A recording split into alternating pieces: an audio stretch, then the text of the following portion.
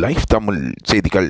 Life Tamil செய்திகளில் பல வினோதமான பாடகர்கள் வந்து தங்கள் திறமைகளை வெளிக்காட்டிக் கொண்டிருக்கின்றார்கள். அந்த வகையில் வில்லேஜ் ஃபோக் கிரவுண்ட் இந்த வாரம் நடைபெற்றுக் கொண்டிருக்கின்றது.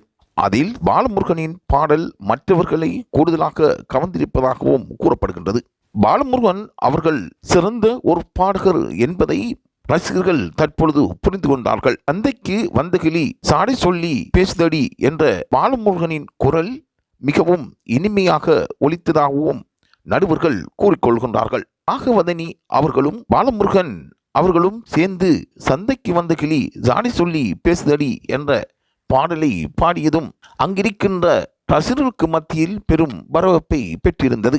பாலமுருகன் தற்பொழுது பாடல்களில் முன்னிலை வைத்து வருவதாகவும் கூறப்படுகின்றது. சிதம்பரம் பிரதேசத்தைச் சேர்ந்த பாலமுருகன் தற்பொழுது தனது திறமையை மெருகூட்டிக் கொண்டே வருகின்றார். பாலமுருகனின் பாடல்கள் ஒவ்வொரு வாரமும் விசித்திரமாகவே இருக்கின்றது. டெடிகேஷன் கிரவுண்டில் இருந்து தற்பொழுது வில்லேஜ் ஃபோக் கிரவுண்ட் வரை அவர் தன்னை மாற்றிக்கொண்டு பாடி வருவதாக கூறப்படுகின்றது. ஒவ்வொரு பாடல்களும் விதமாக வித்தியாசமான முறையில் அவர் அணுகி அந்த பாடல்களை சங்கீத நுணுக்கங்களுடன் பாடி வருகின்றார். சங்கீதத்தில் அவருக்கு இல்லாத புலமையை தான் பெற்று அதை பாடுவதாகவும் அவர் கூறுகின்றார். பாலமுருகனின் பாடல் சந்தைக்கு வந்த கிளி என்ற குரலும் நடுவர்களையும் அசத்தி பார்த்திருக்கின்றது. மேடையை அவர் தூள் குழப்பிக் கொண்டு தனது பாடலை பாடி வருகின்றார். ஒவ்வொரு வாரமும் அவர் பாட சென்றால் அங்கிருக்கின்ற ரசிகர்கள் அவரை ஆரவாரம் செய்து வரவேற்கின்றார்கள்.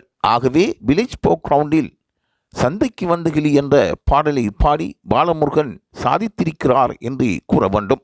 அவர் பாடல் கோல்டன் பெர்ஃபார்மன்ஸுக்கு உரித்தானது என்று ரசிகர்கள் கூறிக்கொள்கின்றார்கள். ஆகவே என்ன நடக்கப் போகின்றது என்று பார்ப்போம். அவருடன் இணைந்து பாடிய நாகவதனி அவர்களும் அந்த இனிமையான குரலினால் பாடுவதால் அந்த பாடலுக்கு மெருகூட்டல் கூடுதலாக இருந்ததாகவும் கூறப்படுகின்றது.